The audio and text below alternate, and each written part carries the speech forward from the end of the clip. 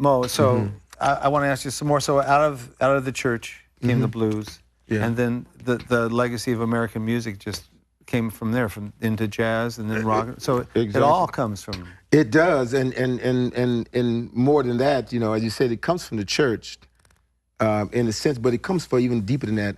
Blues is what I call black of tongue. Black of tongue means that it's a vernacular text before it is a musical text. You know what I'm saying? Okay. Because to play blues means to sound black in a symbolic way. You know what I'm saying? Right, right. So when I say blues is black of tongue, slaves didn't come over with a guitar and a piano, you know, and all these instruments, you know, that were adopted here.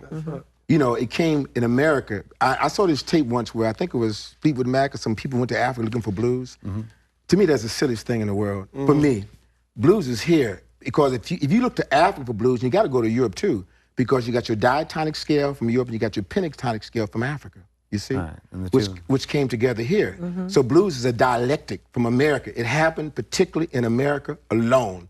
You know, it took the European text, it took the melodic thing, it took the African rhythms, and it combined them here.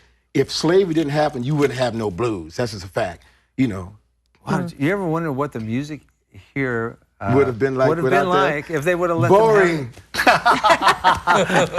You know, I'm being boring. I mean, but to me, it's like, again, you take something that's as ugly as slavery, which is the grotesqueness of it, all the things, from something that's so disfigured comes something that is profoundly transfigured, you see? A transfiguration. Therefore, we all are taller and more beautiful because of blues, you see? It's like biblical, it's like a footstool that Jesus said you can stand up and make you taller. It's been exploited. But see, you can't buy blues. You only could buy the blues. You see, because blues is an existential, it's a beingness, where the blues is a commodity, you see? And it keeps outrunning itself.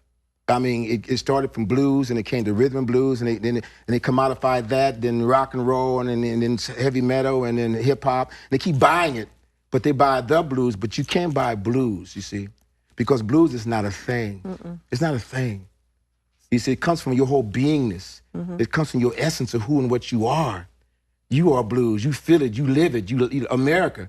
It's Americana. It's the ultimate Americana music. You know, and it has to outrun these people who commodify it and sell it and package it and Hollywood it and Wall Street. You know, I mean, look at hip hop now. It's Wall Street. You know, it's commodity. It's a commodity. You know, when it came from the streets, it was pure. It was inventive. It was pure. It was radical. It's profound.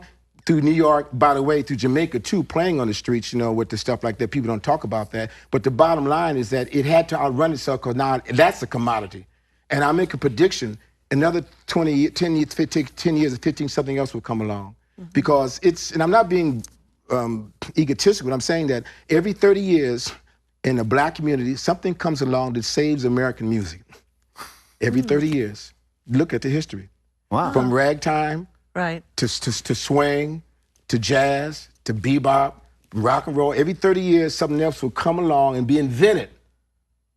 And to save it from this commodification, turning into a thing. You understand? In another 20 years, something else new, profound will come from the ontologically can't read, can't write people from the streets. That's our greatest legacy.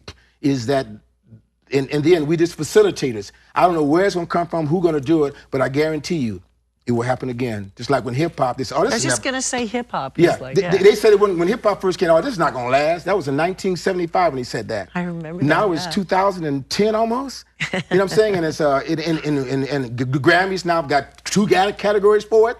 Before it couldn't get a category, you know what I'm saying? Right. So I'm just saying that it will be invented again. Another 20, it'll be another form, something else. I guarantee it will happen. You know, but that's the power of blues to me, and the beauty of it, you know, to me. This holy how. Because he took away the drum. Yes. Well, I have to do that. You have a song called "Took Away the Drum." We'll have to do that. And I do, and I have to give kudos to the man who I've always thought that was what it was about. And I articulated it for a while, and then I heard a great pianist said the same thing. It's, oh, wow, John Lewis. Oh, yeah, sure. He said the same thing. Modern Jazz Quartet? Yes, he did. So your first album came out, and you sent some copies. You did it yourself, your first album. I did it myself with credit cards and paying in, deleting, all that stuff, you know, like we all artists do. And I did it, Birdie, because I had to do it. Because I was angry, and thank God I met you, you know, because the world should know you one of the greatest percussionists I ever met. As long as I keep playing like Al Jackson, I'll be okay. Al Jackson can play in a limited way, but No, you do a session with Mo, and the first thing he says, can you make it sound like Al Jackson? I did that at first, but see, Birdie's got so many colors in his palette, so I don't say that. Just make it sound like Al Jackson. We'll be okay. We'll be okay. Well, we did it together in 1999 in Tom Ware's studio, and when I met you through our mutual friend, Birdie was playing with Jim Gibson. Jim Gibson, and Jim Gibson is the most amazing man. He's a beautiful guy. I don't know if you ever meet him. He's the kind of guy you meet and you swear you knew him for 20 years. Oh yeah. I swear you knew him for 20 years. So I know this is He's like an old guy. soul. Yeah. He's an old soul. He says, and I told him I was in a club when I got divorced from my wife, so I got more blues, right? And I started back to writing. I said, I'm gonna do what God gave me when I was a kid, and I started writing, and I was looking to play and get a band again. I went to this club in Venice. Yeah, right. St. Mark's, and I talked to Jim Gibson. He said, Mo, no, he didn't know me. And he says, he just looked at me and said, you play music? I said, yeah. I said, I did a little for a while back, and I used to produce. And he said, who do you produce? I said, I produce Sonny Terry. You produce Sonny Terry? I said, yeah. He said, then he said, you want to sit in? I said, okay, you know. And I started sitting with him, we jamming, and I heard this guy on his drums. I said, well, I went this way, he went that way. I went this way, he went. I said, who is this? You know, and that's why I met Burley Drummond. I said, God, this man is you know. Magnificent. That's right. That's right. Yes, so that's how yes, thank you. That's how we started with Burley the Magnificent, you know, as laying down the bottom. So and